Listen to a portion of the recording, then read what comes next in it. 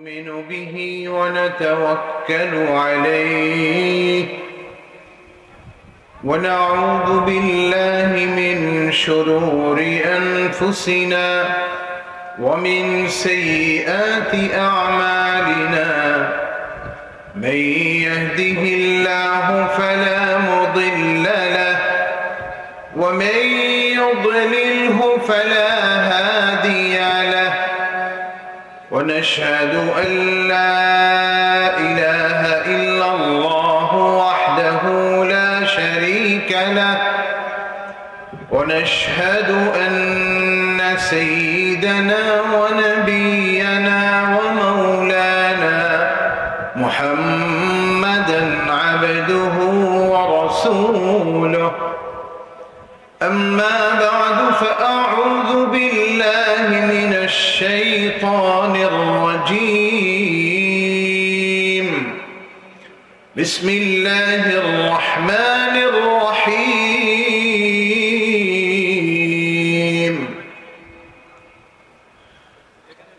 إن الأبرار يشربون من كأس كان مزاجها كافورا عينا يشرب بها عباد الله عينا يشرب بها عباد الله يفجرونها تفجيرا يوفون بالنذر ويخافون يوما كان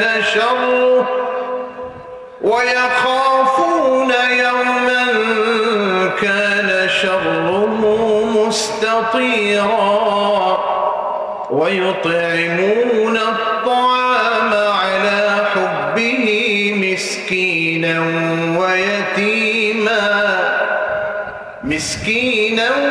ويتيما وأسيرا إنما نطعمكم لوجه الله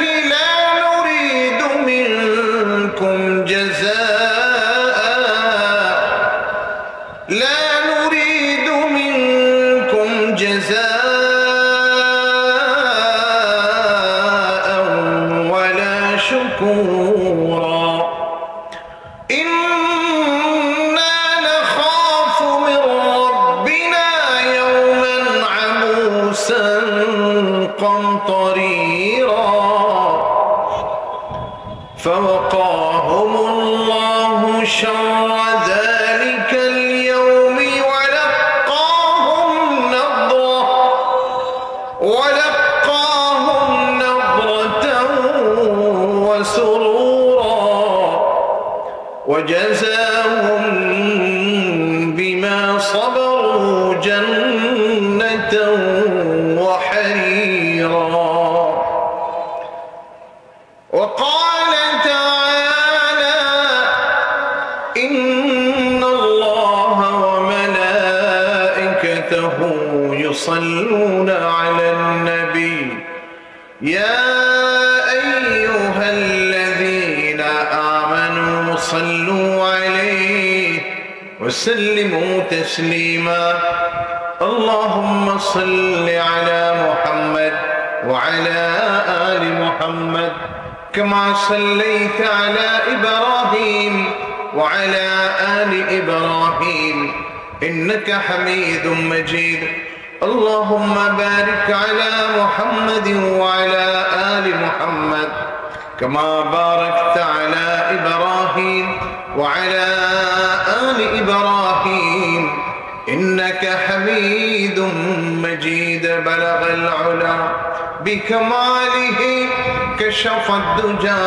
بجماله حسنت جميع خصاله صلوا عليه وآله اے بعد صبا لے جا پیغام قرینے سے کہنا کہ رہوں کب تک यूं दूर मदीने से बलगल उला बिकमालिही कशफद्दुजा बिजमालिही हसनत जमीउ खिसालिही सल्लू अलैहि व आलिही। यूं दूर मदीने से जीना भी क्या जीना है, बेहतर है मरना इस तरह के जीने से। बलगल उला बिकमालिही कशफद्दुजा बिजमालिही हसनत जमीउ खिसालिही सल्लू अलैहि व आलिही। कुदरत की तमाशा है मदीने की गली में, जन्नत की नमूना है मदीने की गली में। बलगल उला बिकमालिही कशफद्दुजा बिजमालिही हसनत जमीउ खिसालिही सल्लू अलैहि व आलिही। जिन खाक पर चलते थे शहंशाह दो आलम, मरने की तमन्ना है हमें मदीने की गली में। बलगल उला बिकमालिही कशफद्दुजा बिजमालिही हसनत जमीउ खिसालिही सल्लू अलैहि व आलिही।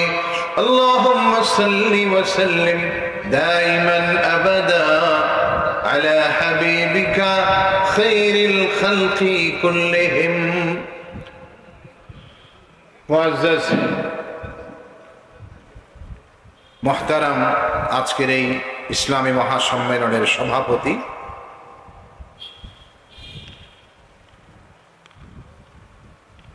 দেশের শীর্ষস্থানীয় উলামায়ে কেরাম যারা আজকে এখানে তশরিফ এনেছেন এবং সামনে যারা আসবেন,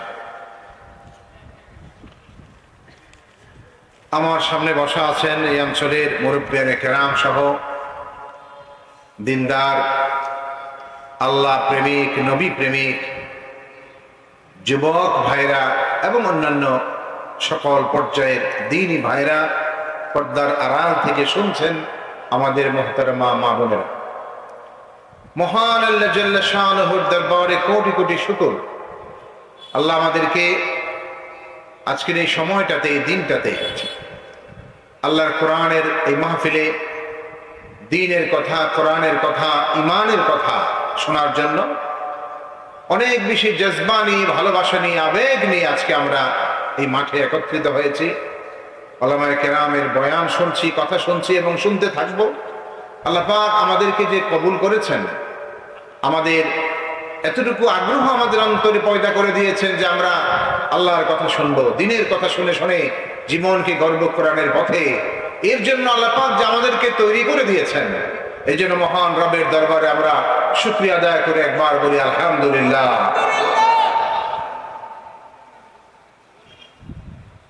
সম্মানিত হাজিরিন, কোরআনে কারীমের সমস্ত বক্তব্যগুলাকে একসাথে করলে আল্লাহ রাব্বুল আলামিন মানব জাতিকে লক্ষ্য করে যে সমস্ত বিধান দিয়েছেন, আহকাম নাজিল করেছেন, যে সকল বিষয়ে তাদেরকে সাবধান করেছেন, সতর্ক করেছেন অথবা সুসংবাদ দিয়েছেন, সব কিছুকে সামনে আনলে দেখা যায় মানুষের মধ্যে দুইটা ভাগ হয়ে যাবে। এক ভাগ হবে যাদেরকে আল্লাহ বলছেন আবরার, আরেক ভাগ হবে যাদেরকে আল্লাহ বলছেন ফুজ্জার। এক ভাগ হয়ে যাবে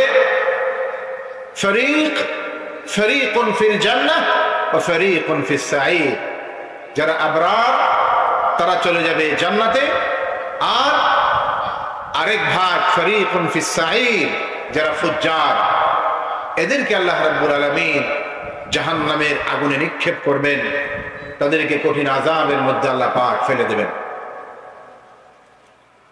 এর মধ্যে আবরার যারা, আল্লাহর নেক বান্দা, প্রিয় বান্দা, আল্লাহর খুব মাহবুব যারা, অনেক বেশি আপন যারা, তাদেরকে আল্লাহ এক শব্দে বলেছেন আবরার।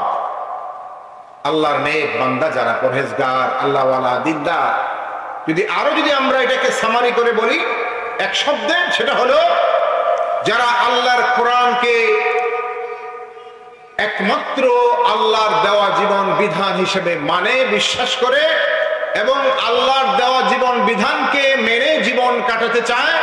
বাস্তব জীবনে আল্লাহর কোরআনের আইনগুলি, বিধানগুলি ব্যক্তি জীবনে, সমাজ জীবনে, রাষ্ট্রীয় জীবনে এটাকে কার্যকর করার জন্য, বাস্তবায়ন করার জন্য যারা সাধনা করে, সংগ্রাম করে, এর জন্য যারা জীবন কুরবানি করে, জীবনের সমস্ত কিছুকে যারা আরাম আইয়াসকে ত্যাগ করে আল্লাহর কোরআনের পক্ষে যারা কাজ করে, এরা হলো আবরার।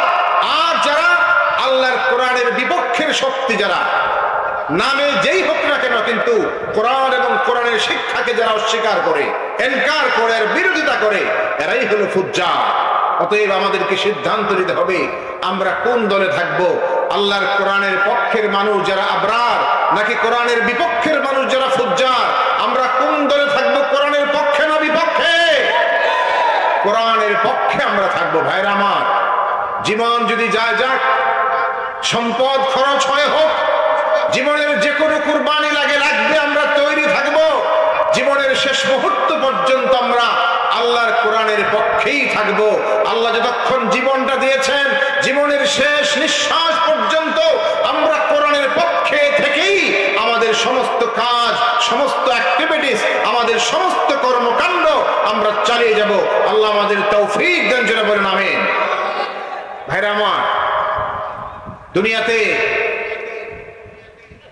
যারাই আল্লাহর আসমানি কিতাবের পক্ষে যারা ছিলেন যুগে যুগে, আদম আলাইহিস সালাম থেকে শুরু করে শেষ নবী মুহাম্মদুর রাসূলুল্লাহ সাল্লাল্লাহু আলাইহি সাল্লাম পর্যন্ত যত মানুষ দুনিয়াতে এসেছেন, যারা আসমানি কিতাব যেগুলি ছিল, সর্বশেষ কিতাব কোরআনে কারীম, এর আগেও 4টি বড় কিতাব, শতাধিক সহিফা, 100-এর মতো সহিফা, আসমানি কিতাব আল্লাহ পাক যুগে যুগে নাজিল করেছেন। এর পক্ষে যারা ছিলেন তারাই ফরীকুন ফিল জান্নাহ, আর যারা এর বিপক্ষে ছিলেন ফরীকুন ফিস সাঈর, তাদেরকে আল্লাহ জাহান্নামের লাকড়ি বানাবেন। আর যারা আল্লাহর কিতাবের পক্ষে যারা জীবন কাটায় দিয়েছেন, তাদেরকে আল্লাহ জান্নাতের নিয়ামত দিয়া, এমন সব নিয়ামত আল্লাহ পাক প্রস্তুত করে রেখেছেন যা দুনিয়ার মানুষের পক্ষে কল্পনা করে সেখানে পৌঁছাও সম্ভব নয়। কোরআনে কারীমের সূরাতুদ দাহর এর কয়েকটি আয়াত আমি তেলাওয়াত করেছি। আল্লাহ রাব্বুল আলামিন শুরুতে এখানে বলেছেন, ইন্নাল আবরারা ইয়াশরাবুনা মিন কাসিন কানা মিজাজুহা কাফুরা আইনান ইয়াশরাবু বিহা ইবাদুল্লাহি ইউফাজ্জিরুনাহা তাফজীরা। নিশ্চয়ই যারা আবরার, নেক বান্দা, আল্লাহর প্রিয় বান্দা যারা, তারা জান্নাতে কাফুর মিশ্রিত পানি, জান্নাতের পেয়ালার মাধ্যমে, স্বর্ণের পেয়ালা, রূপার পেয়ালা, দামি দামি পেয়ালার মধ্যে তারা কাফুর মিশ্রিত পানি পান করবে। যে কাফুর দুনিয়ার কাফুর নয়, বরং জান্নাতের কাফুর, যার খুশবু, যার সুগন্ধি, যার স্বাদ, যার মিষ্টতা, যার সৌন্দর্য পৃথিবীর কোন মানুষের পক্ষে দুনিয়াতে বর্ণনা করে শেষ করা সম্ভব নয়। আল্লাহু আকবার। যারা আবরার হবে তাদের জন্য আল্লাহ বলছেন, প্রথম শুরু করেছেন এইভাবে, পান করবে, পানীয় থাকবে, কত রকমের পানীয়। ফিহা আনহারুন মিন মাইন গায়রি আসিন ওয়া আনহারুন মিন লাবানিন লাম ইয়াতাগায়্যার তা'মুহু ওয়া আনহারুন মিন খামরিন লাযযাতিন লিশ-শারিবিন ওয়া আনহারুন মিন আসালিন মুসাফফা। আল্লাহু আকবার। পানির নহর, দুধের নহর, মধুর নহর, শরাবের নহর, আল্লাহ নহর সমূহ জান্নাতি মানুষদের জন্য জারি করে দেবেন। সুবহানাল্লাহ। একটু কুরবানি লাগবে, সময় মতো আল্লাহর হুকুমগুলি মানতে হবে, জীবনের শেষ মুহূর্ত পর্যন্ত আল্লাহর কোরআনের পক্ষে কাজ করতে হবে। চোখ বন্ধ হওয়ার সাথে সাথে জান্নাতের নিয়ামতগুলি আমাদের চোখের সামনে ভাসতে থাকবে বলে সুবহানাল্লাহ। কি বলেন, বিশ্বাস হয় কি হয় না? কোরআনের কথা চুল পরিমাণ অবিশ্বাস করার সুযোগ কি আছে? আল্লাহ কোরআনের প্রথম শব্দই বলেছেন যালিকাল কিতাব লা রাইবা ফি, কোনো সন্দেহ করার কোনো সুযোগ নাই। সেই কিতাবের ভিতরে আল্লাহ বলে দিয়েছেন আবরার যদি হও তাহলে শুরু হয়ে যাবে নিয়ামত। আল্লাহ পাক চারটা জায়গা কোরআনের সূরা আল ইমরানে এবং এই সূরাতুল ইনসান বা সূরাতুল দাহরে, সূরাতুল মুতাফফিফিন এবং ইনফিতার, এই চারটি সূরায় এই আবরার শব্দটা ব্যবহার করেছেন। সূরা আল ইমরানে সেখানে আল্লাহ দোয়া শিখিয়েছেন যাতে যারা নেক মানুষ, কোরআনওয়ালা মানুষ, তাদের সাথে যেন আমরা থাকি, মৃত্যু যেন হয় কোরআনওয়ালা মানুষদের সাথে। আল্লাহ দোয়া শিখিয়ে দিয়েছেন। এইভাবে দোয়া করবে, আমার কাছে বলবে রব্বানা ইন্নানা সামি'না মুনাদিয়ান ইউনাদি লিল ঈমান আন আমিনু বিরাব্বিকুম ফাআমান্না রব্বানা ফাগফির লানা যুনুবানা ওয়া কাফির আন্না সাইয়্যাতিনা ওয়া তাওয়াফফানা মা'আল আবরার। আল্লাহ দোয়া শিখাইছেন, চমৎকার করে দোয়া শিখাই দিয়েছেন। হে আমাদের রব, আমরা শুনেছি একজন আহ্বানকারী আহ্বান করছেন, ডাকছেন। সামি'না মুনাদিয়ান ইউনাদি লিল ঈমান, একজন মুনাদি আহ্বানকারী, তিনি ঈমানের পথে মানুষকে ডাকছেন।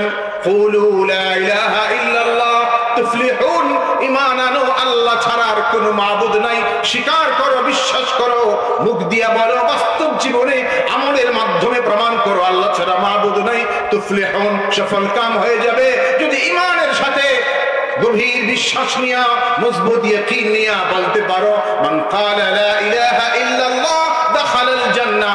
ঈমানের সাথে, বিশ্বাসের সাথে, দৃঢ় মজবুত ইয়াকিনের সাথে বলতে পারো লা ইলাহা ইল্লাল্লাহ, এই কালেমা, এই ঈমান তোমাকে জান্নাতে নিয়ে যাবে। লা দাখালাল জান্নাহ। সুবহানাল্লাহ। আমরা শুনেছি একজন আহ্বানকারী ডাক দিচ্ছেন, সামি'না মুনাদিয়ান ইউনাদি লিল ঈমান। দুটো অর্থ মুনাদি, মুনাদি যিনি ডাকেন, এক হচ্ছেন স্বয়ং মুহাম্মদুর রাসূলুল্লাহ সাল্লাল্লাহু আলাইহি সাল্লাম, আর দ্বিতীয় আল্লাহ রাসূলের ওফাতের পরে কোরআন। কোরআন আমাদেরকে ডাকে সব সময় আল্লাহর পথে, ঈমানের পথে, দ্বীনের পথে, কুরবানির পথে, আল্লাহর জন্য সময় দেওয়ার জন্য, সম্পদ কুরবানি করার জন্য, জান কুরবানি করার জন্য কোরআন আমাদেরকে সব সময় ডাকছে, আহ্বান করছে, আসো আমার পথে আসো। তুমি যদি ফরিকুন ফিল জান্নাহ, দুইটা শ্রেণী হবে, দুইটা ভাগ হয়ে যাবে সেই দিন। তুমি যদি জান্নাতি মানুষদের ভাগে যেতে চাও, সেই অংশে তুমি থাকতে চাও, তাহলে আসো তুমি কোরআনের পথে। কোরআন আমাদেরকে ডাকছে প্রতিনিয়ত, প্রতিদিন, প্রতি মুহূর্তে আমাদেরকে আহ্বান করছে। সামি'না মুনাদিয়ান ইউনাদি লিল ঈমান আন আমিনু বিরাব্বিকুম, তোমরা ঈমান আনো তোমাদের রবের প্রতি, তোমাদের রবের ডাকে সাড়া দাও। তোমাদের রব ডাকছেন, নামাজের সময় হয়ে গেছে, আসো এবার যোহরের নামাজ পড়তে হবে। হাইয়া আলাস সালাহ, হাইয়া আলাল ফালাহ। জওয়ানের পরে, সূর্য হেলে যাওয়ার পরে যোহরের ওয়াক্ত শুরু হয়। মুয়াজ্জিন আযান দিয়েছেন, আসো, চলে আসো। এখন খেতে আছো, খামারে আছো, দোকানে আছো, কাজে আছো, অফিসে আছো, 10 মিনিটের জন্য বন্ধ রাখো তোমার কাজ, অফিস, ক্ষেত, খামার 10 মিনিট বন্ধ। এখন 4 রাকাত ফরজ নামাজ, এর সাথে সুন্নতগুলি আদায় করে যে কয়টা মিনিট লাগে একটু সিজদা করো, আবার তোমার কাজে ফিরে যাও। ডাক দিয়েছেন কে? আল্লাহ ডাক দিয়েছেন। এই ডাকে যারা সাড়া দিতে পারে তারা কামিয়াব, তারা সফল কাম। আবার আসর হয়েছে, আবার মাগরিব, আবার ইশা। রাতে ঘুম যাও, আরাম করো, বিশ্রাম করো। রাতটাও দিয়েছি তোমার ক্লান্তি দূর করার জন্য। আলাম নাজআলিল আরদা মিহাদা ওয়াল জিবাল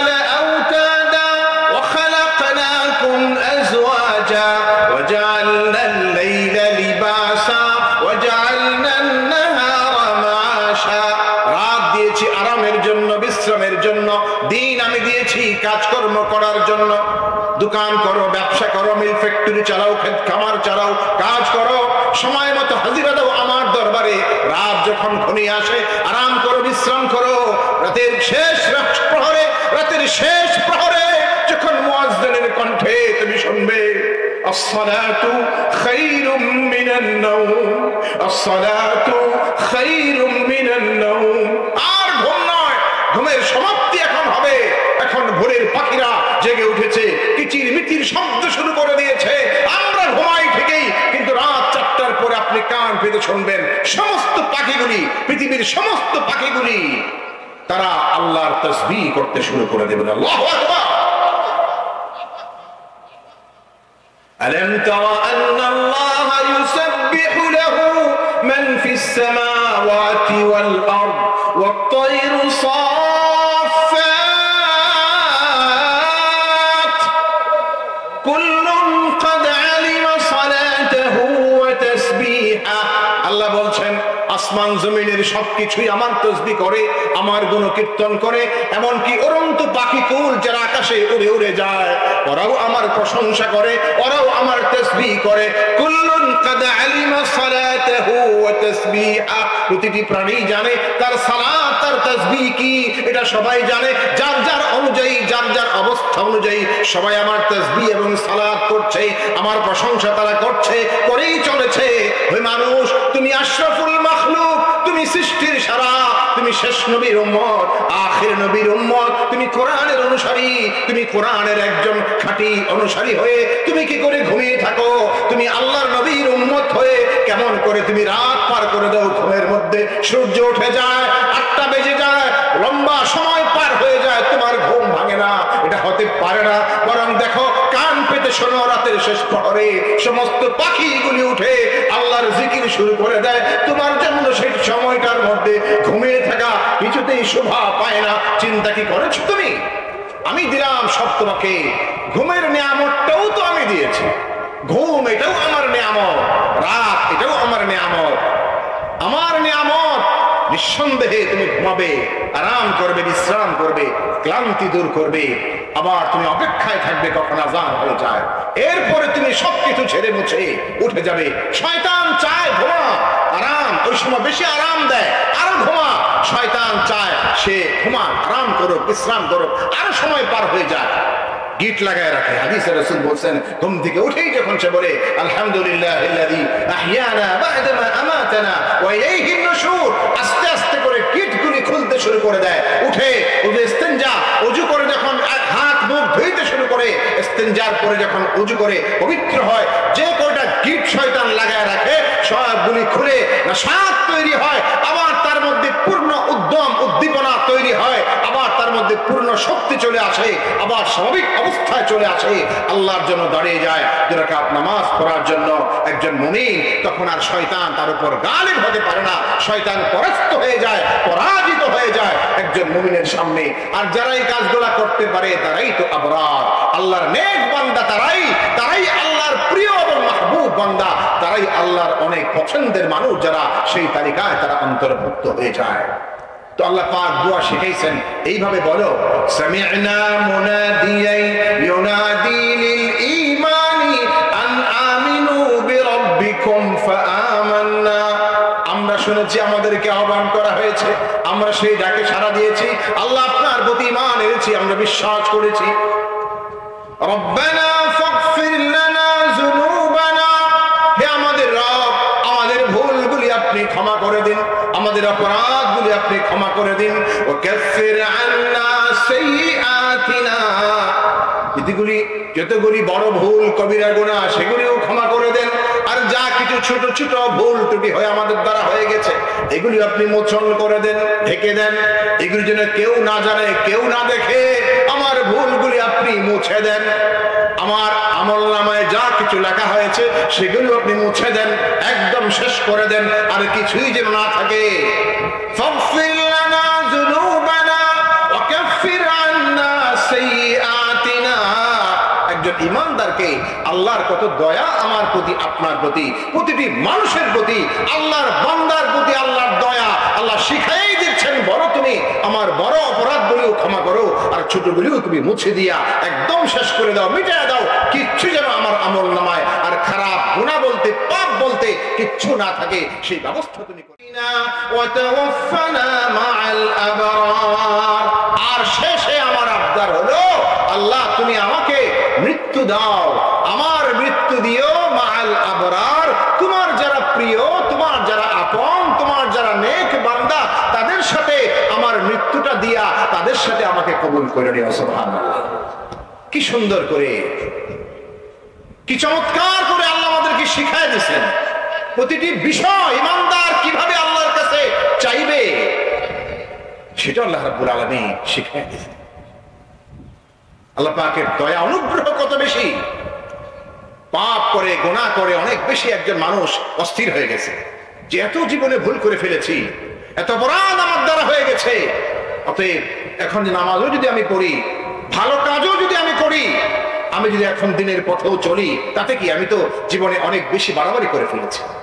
আল্লাহ বলেন, তুমি কতটুকু বাড়াবাড়ি করছো, আমার রহমত তার চেয়েও আরো অনেক প্রশস্ত বলে। সুবহানাল্লাহ, ইন্না রাহমাতি সাবাকাত আলা গাদাবি, আমার দয়া, আমার ভালোবাসা বান্দার প্রতি, আমার যে দয়াটা, এটা আমার রাগের উপর সবসময় প্রবল থাকে বলে। সুবহানাল্লাহ, কত আমাদের পাপ জমিন থেকে আসমান পর্যন্ত ঠেক লাগা গেছে। আনানাস সামা, জমিন থেকে স্তূপ করা হলে এত বেশি, যদি এটাকে আসমান পর্যন্ত ঠেক লেগে যায়, এই পরিমাণও যদি হয় কোন মানুষের অপরাধ, আর সে যদি মন থেকে চায় নিজেকে পরিবর্তন করবে, চেঞ্জ করবে, নিজের মধ্যে পরিবর্তন আনবে, শুধরায় নেবে, আল্লাহর পথে চলবে, ঈমানের পথে চলবে, আল্লাহ যা পছন্দ করেন সেটা করবে, প্রতিজ্ঞা করে ফেলে, আর সে একবার বলে ফেলে এইভাবে, রব্বানা যালামনা আনফুসানা ওয়া ইন লাম তাগফির লানা ওয়া তারহামনা লানাকুনান্না মিনাল খাসিরিন। আমি ভুল করে ফেলেছি, আমার নিজের উপর জুলুম করে ফেলেছি, আমার নফসের উপর জুলুম করেছি, আপনি যদি আমাকে ক্ষমা না করেন, আপনার পক্ষ থেকে ক্ষমার ঘোষণা যদি না পাই, আমি ধ্বংস হয়ে যাব, ক্ষতিগ্রস্ত হয়ে যাব। অতএব আমি জানি আপনার ক্ষমা ছাড়া আমার আর কোনো বাঁচার কোনো পথ নাই, রাস্তা নাই।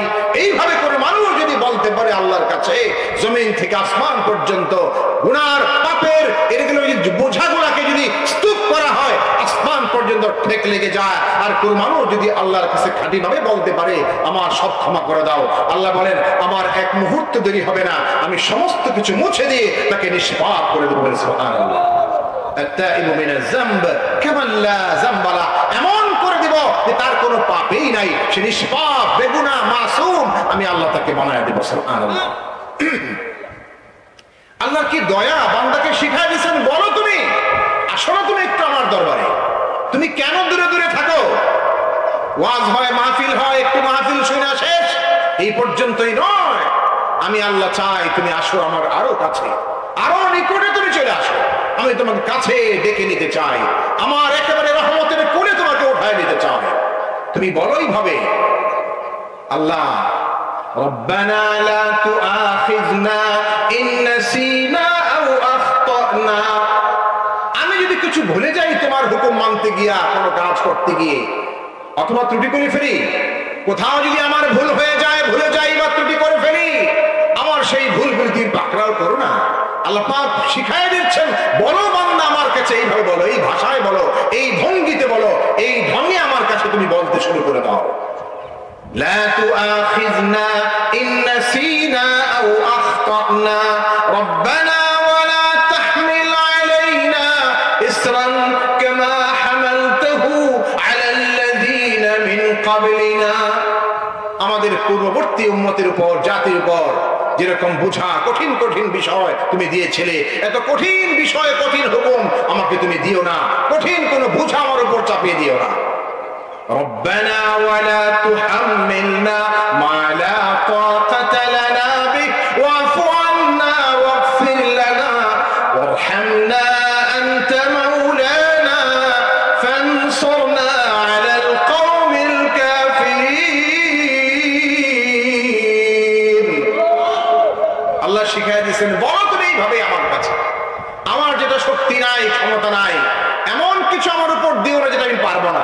আল্লাহ আমার সাধ্যের মধ্যে তুমি আমার জন্য এমন সব হুকুম বিধান আমাকে দাও যেগুলো আমি করতে পারি।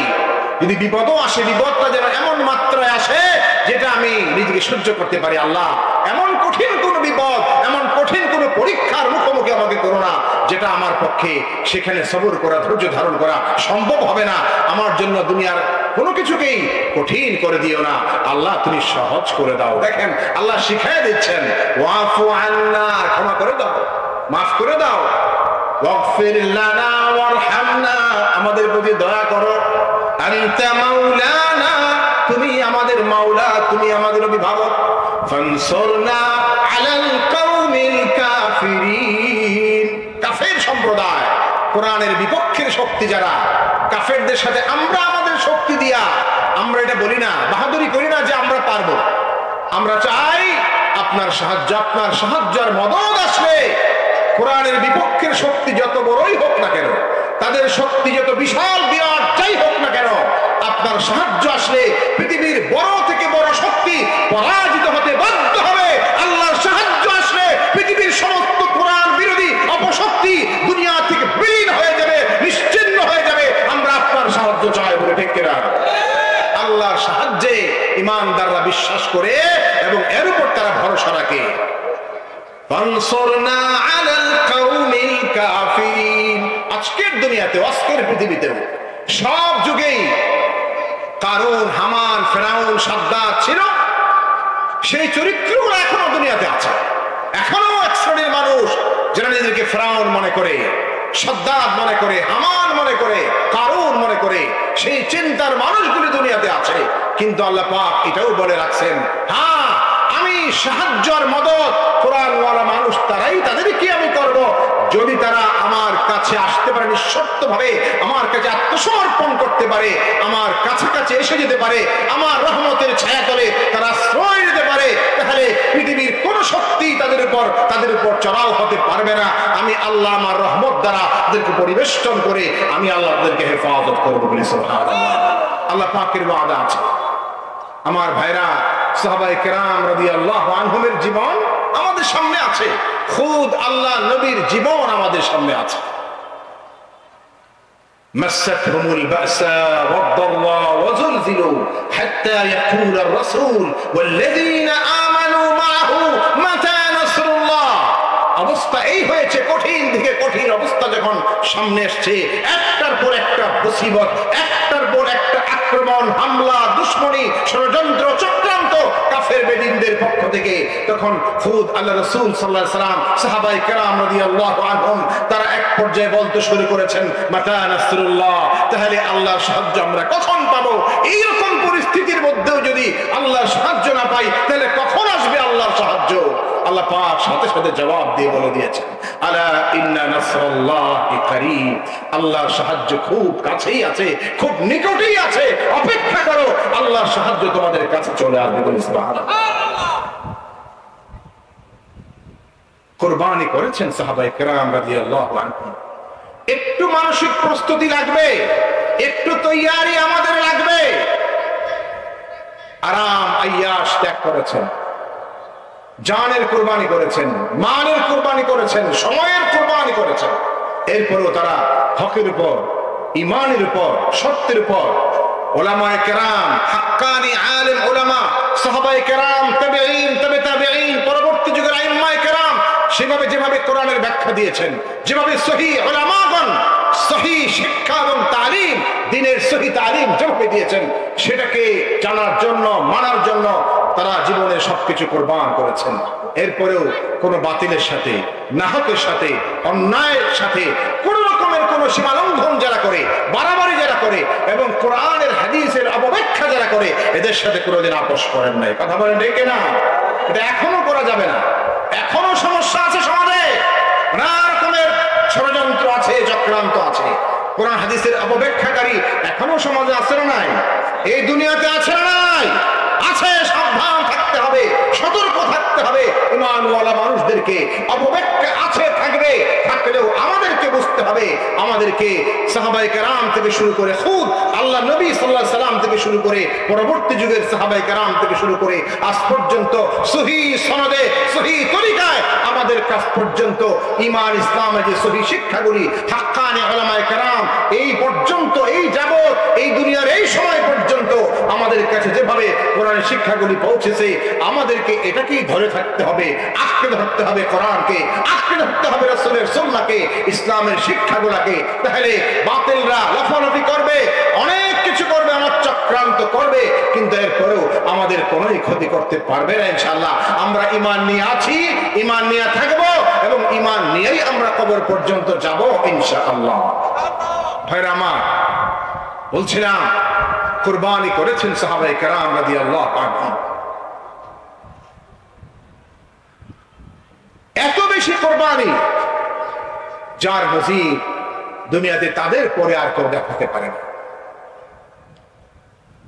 আর কেউ পারে নাই। মক্কা থেকে শুরু করেছেন কুরবানির সিলসিলা ধারা।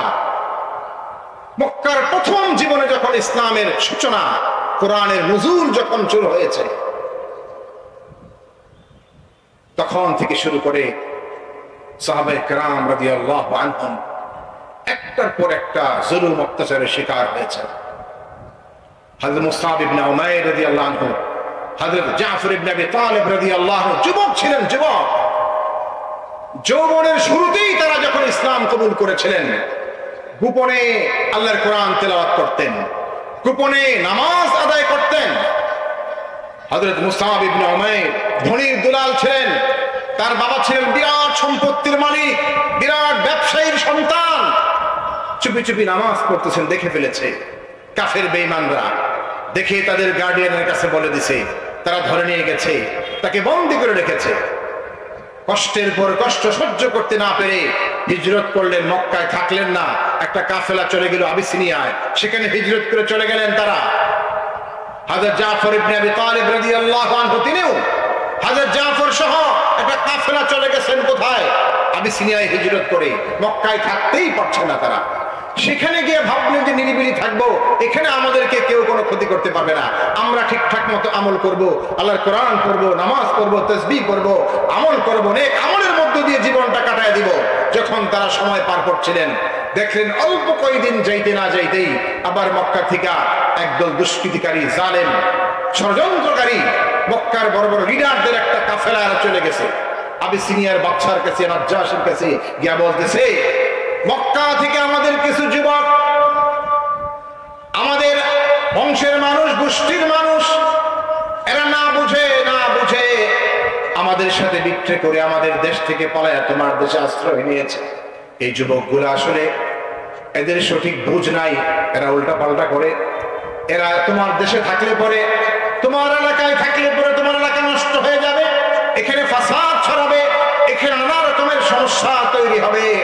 এরা আসলে ভালো নয়, এদেরকে আমাদের হাতে উঠায় দাও, এদেরকে ফেরত নিয়ে মক্কায় আমরা চলে যাব, এরা তোমার দেশে আশ্রয় নিয়েছে।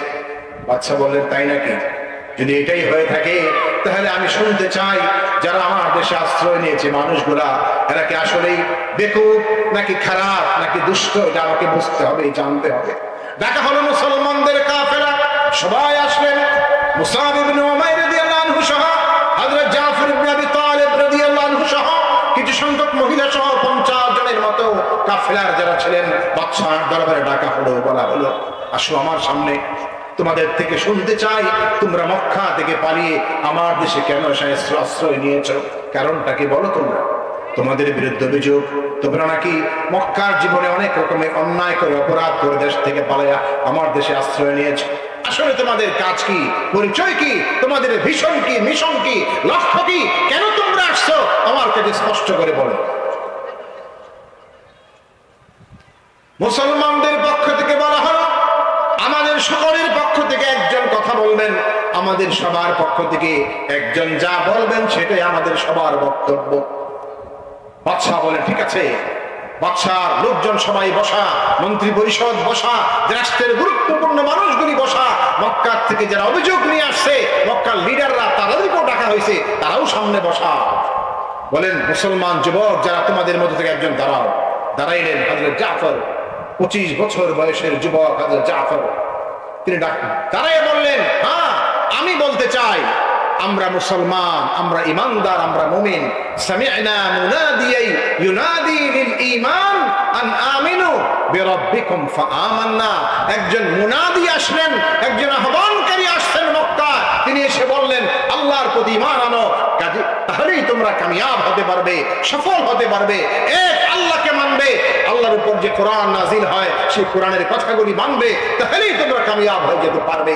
আমরা বিশ্বাস করলাম সেই রাসূলকে, আমরা বিশ্বাস করলাম তার উপর আনিত কোরআনকে, তার উপর কিতাব নাজিল হয় সেই কিতাবের উপর বিশ্বাস করলাম আমরা।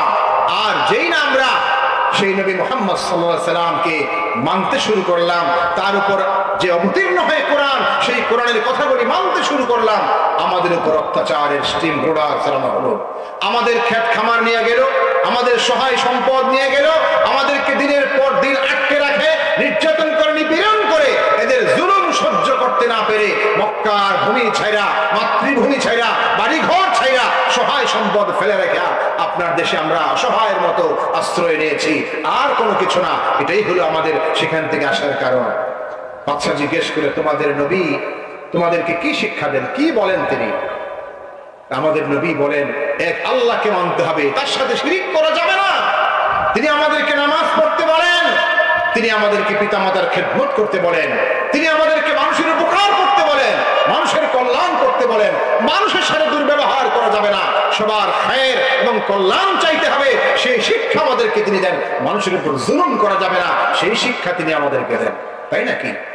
এই যদি হয় তোমাদের নবীর শিক্ষা, তাহলে তোমার নবীর উপর যে কিতাব নাজিল হয় তোমরা বলেছো, সেই কিতাব, সেই যে আসমানি ওহী, সেই ওহী কি তোমাদের কারো কাছে কিছু আছে, জানা আছে? তোমরা কি বলতে পারো, শোনাতে পারো আমাকে কোরআনের ওহীর কোন অংশ কি তোমাদের জানা আছে কারো? হযরত জাফর, অবশ্যই আমরা তো আমার নবীর কাছ থেকে যা শুনি সেটা আমরা শোনার সাথে সাথে আমরা শিখি, আত্মস্থ করি, মুখস্থ করি, এবং সেই যে নির্দেশগুলি, হুকুমগুলি, এটা অক্ষরে অক্ষরে আমাদের বাস্তব জীবনে মানার জন্য তৈরি হয়ে যায়। বলি সুবহানাল্লাহ। ভাইরা আমার, এখানে শুধু একটা কথা বলে রাখি, কোরআনের কথাগুলি আমরা মাহফিলে শুনি, জুমার বয়ানে শুনি, সারা দেশব্যাপী জলসা হয়, মাহফিল হয়, মাজমা হয়, ইজতিমা হয়, শুনি। শোনার পরে শোনা পর্যন্ত নাকি আমল করতে হবে? কোনটা? বাস্তব জীবনে মানতে হবে কি হবে না? ব্যক্তি, সমাজ, রাষ্ট্র জীবনে কোরআনের কথাগুলি, নির্দেশগুলি, হুকুমগুলি মানার জন্য নাকি শোনার জন্য? মানার জন্য। আমরা তৈরি যদি হয়ে যাই মানার জন্য, পৃথিবীর আর কেউ পারবে না আমাদেরকে ঠেকায় রাখতে। আমরা দুনিয়ার জীবনে সম্মানের, মর্যাদার চরম শিখরে আমরা পৌঁছে যাব, আর আল্লাহর কাছেও আমরা সেই দিন সবচেয়ে বড় পুরস্কার, ফারিকুন ফিল জান্নাহ, যেটা আল্লাহ বলেছেন, যারা জান্নাতি মানুষ হবে সেই দলে আমরা থাকতে পারবো ইনশাআল্লাহুল আজিজ। তো বলছিলাম, ওই বাদশা নাজ্জাশী বললেন, তোমাদের মধ্য থেকে যদি সেই কোরআনের আয়াত তোমার নবীর কাছে, তোমার নবীর কাছে, পয়গম্বরের কাছে যে কোরআনের বাণীগুলি আসে, সেটা তোমাদের জানা আছে, শোনাইতে পারবে? যে হ্যাঁ, অবশ্যই শোনাতে পারবো। আপনি শুনতে চান আমাদের নবীর কাছে, আমাদের রাসূলের কাছে ওহীর যে বাণীগুলি আসে, সেগুলো আমরা শোনার সাথে সাথে আমরা শুধু খালি পড়ি না, এটা মুখস্থ করি, ইয়াদ করি, ধারণ করি, তারপরে যে বক্তব্যটা, নির্দেশটা আছে, সেটা মানার জন্য সাথে সাথে তৈরি হয়ে যায়। আমার ভাইরা, আফসোসের কথা হলো, বড়ই পরিতাপের বিষয় হলো, আজকের এই দুনিয়াতে, আধুনিক পৃথিবী সব আমরা বুঝি, দুনিয়ার এমন কোন জ্ঞান নাই যে আমাদের এখানে কমতি আছে। সব আমরা সায়েন্স বুঝি, কম্পিউটার বুঝি, আমরা দুনিয়ার জ্ঞান বিজ্ঞানের যে শাখা প্রশাখা আছে সব জানি, সব বুঝি। আমরা শুধু বুঝি না এটা আল্লাহর কালাম, আল্লাহর বাণী, আল্লাহর পক্ষ থেকে অবতীর্ণ ওহী, এটা আমাদের জন্য আমাদের জীবনের সর্বশ্রেষ্ঠ নিয়ামত। রাসূল করিম সাল্লাল্লাহু আলাইহি সাল্লামের সর্বশ্রেষ্ঠ মুজিজা কোরআন। কোরআনকে আমাদের জানতে হবে, শিখতে হবে, ধারণ করতে হবে, আমাদের সন্তানদেরকে কোরআনের শিক্ষাটা সঠিকভাবে দিতে হবে। এই জায়গাতে আমরা একটু একটু কম বুঝি, এখানে আমাদের একটু কমতি আছে, একটু গাফিলতি আমাদের আছে না নাই? একটু গাফিলতি আছে না নাই? বাংলাদেশের কোটি কোটি মানুষ, বাংলাদেশে 18 কোটি মানুষ একসাথে হইয়া যদি আমরা এটা বুঝি, জ্ঞান বিজ্ঞানের বিভিন্ন শাখায় লেখাপড়া করা দোষের নয়, জ্ঞান বিজ্ঞান চর্চা করা মোটেও কোনো খারাপ কিছু নয়, দুনিয়ার বিভিন্ন বিষয়ের উপর এক্সপার্ট হওয়া মোটেও কোনো দোষের কিছু না, খারাপ কিছু নয়। আপনি এক্সপার্ট হন, সব কিছু শিখেন, জানেন, দুনিয়াকে পৃথিবীকে ডেভেলপ করার জন্য, উন্নত করার জন্য আপনার সমস্ত জ্ঞান বিদ্যা আপনি অর্জন করেন। কিন্তু মুসলমানের বাচ্চা হিসাবে, মুসলমানের সন্তান হিসাবে জন্মের পরেই যখন কথা বলতে শিখবে, শুরুটাই করবে লা ইলাহা ইল্লাল্লাহ কালিমা তাইয়্যিবা দিয়ে তার কথা বলা শুরু হবে। আর যখন সে আলিফ বা তা পড়তে শুরু করবে, এরপরে কোরআনের সবক নিবে, কোরআন পড়তে জানবে, শিখতে জানবে, হাফেজ না হইতে পারলেও কোরআনের মৌলিক সূরাগুলা সে আত্মস্থ করবে, ধারণ করবে, মুখস্থ করবে, এগুলি সে বুঝবে, ব্যক্তি জীবনে এটা বিশ্বাস করবে আল্লাহর কোরআনের কথাগুলি মানার জন্যই এই জীবন।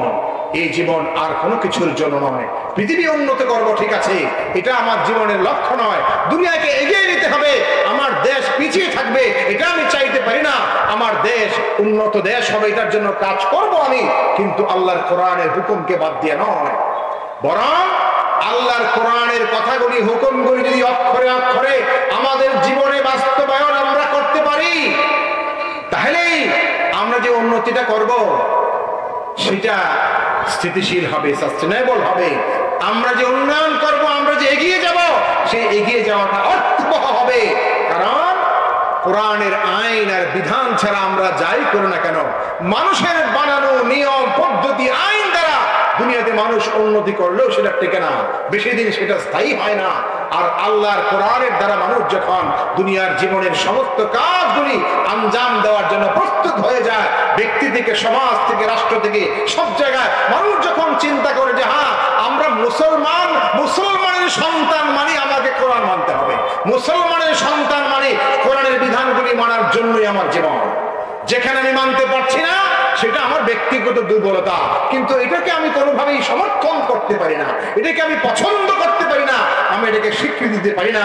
বরং সেখান থেকে বের হয়ে এসে আল্লাহ যা বলেছেন, আল্লাহর কোরআন যা বলেছে সেটা মেনে নেওয়াই, এটাই হচ্ছে ঈমানের দাবি।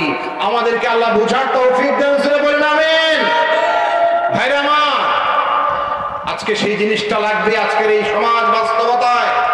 আমরা আসুন আজকের এই মাহফিলে বসে প্রতিজ্ঞা করি, পণ করি, আমাদের সন্তানগুলি যারা শিশু, এখনো বাচ্চা, যারা অন্তত এদেরকে, যাদের এখন 5 বছর, 7 বছর, 10 বছর, 8 বছর, আমাদের মা বোনরা মাহফিলে আছেন, আপনার সন্তান স্কুলে পড়ে পড়ুক, সবার আগে আপনি কোরআনের শিক্ষাটা দেন সহিভাবে, শুদ্ধভাবে।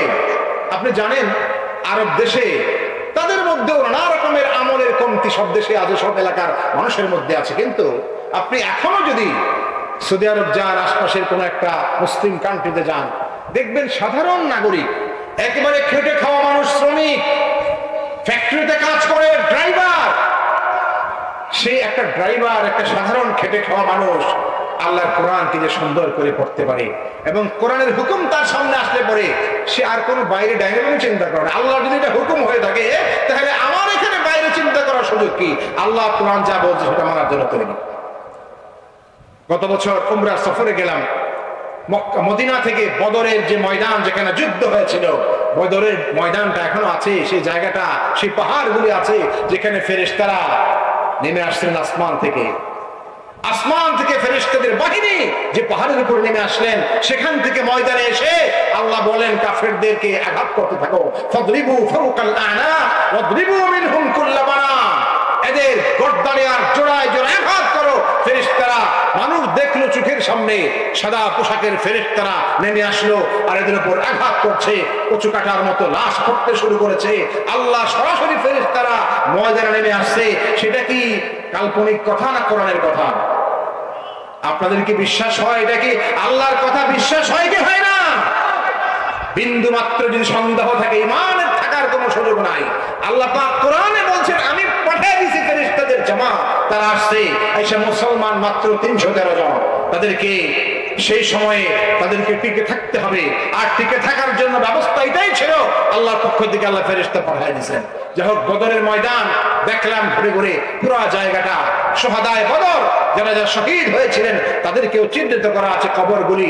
আর যেখানে কাফেরদেরকে একসাথে রাখা হয়েছিল সেই বদরের কূপ, সেই জায়গাগুলি সবগুলি দেখে দেখে এক জায়গায় এসা নামাজের ওয়াক্ত হয়ে গেছে। আমরা নামাজ পড়তে গেলাম, নামাজ শেষ হলো, পিছনে দেখলাম কয়েকজন 4-5 জন তারা জামাত পায় নাই, পিছনের দিকে বারান্দায় একসাথে দাঁড়াইয়া 5-7 জন তারা নামাজ পড়তেছে। নামাজ যখন পড়তেছে, আমরা মাগরিবের নামাজ তো আমরা শেষ করে বাইরে মসজিদের মাঠে আসলাম, দেখলাম বারান্দায় কয়েকজন নামাজ পড়ে, কিন্তু কোরআনের তেলাওয়াত করতেছে চমৎকার করে, যেরকম তার আওয়াজ মিষ্টি আওয়াজ সেরকমই বিশুদ্ধ তেলাওয়াত, অত্যন্ত চমৎকার, কানে বাজার মতো লাগার মতো, হৃদয় গ্রাহী করে সুন্দর করে কোরআন পড়তেছে। মাগরিবের সালাতের মধ্যে কোরআন পড়তেছে। আমি অবাক পেলাম যে এখানে এরকম একটা মানে রাস্তার পথিক যারা, এরা এরকম কত সুন্দর করে কোরআন শরীফ পড়ে, কারা এরা? তো দেখলাম যে আমাদেরকে যে নিয়ে আসছে, আমাদের ভাড়া করা গাড়ির যে ড্রাইভার, সে হয়তো অজু ছিল না, অজু ইস্তেঞ্জা করে আস্তে আস্তে জামাত শেষ হয়ে গেছে, সে নামাজ পড়াচ্ছে আর পিছনে কয়েকজন এসে একটা করে দাঁড়ায় গেছে। ওই গাড়ির ড্রাইভার সব নামাজ পড়ে গেছে, ইমামতি করতেছে, আর তার তেলাওয়াত হলো দুনিয়ার সেরা একজন কারীর মতো বিশুদ্ধ তেলাওয়াত। বলি আল্লাহু আকবার। তার মানে হলো, এটা বোঝানোর জন্য কথাটা বললাম, আমার ভাইরা, আমরা কেন পারবো না? আমাদের কি কোনো বাধা আছে, কোনো অসুবিধা কি আছে? আমার সন্তানকে আল্লাহর কোরআন সুন্দর করে বিশুদ্ধ ভাবে আমি যে শিক্ষা দিতে চাই, আমাকে কেউ কি বাধা দেয়? কোনো বাধা কি আছে আমাদের? কেউ তো বাধা দিচ্ছে না, বরং এখানে যেটা আছে সেটা হলো আমাদের এই ব্যাপারে একটু অলসতা আছে, অবহেলা আছে, গাফিলতি আছে, এই ব্যাপারে আমাদের কেমন যেন একটা উদাসীনতা আমাদের মধ্যে আছে। আমরা মনে করি আমাদের মায়েরা বোনেরা এখানে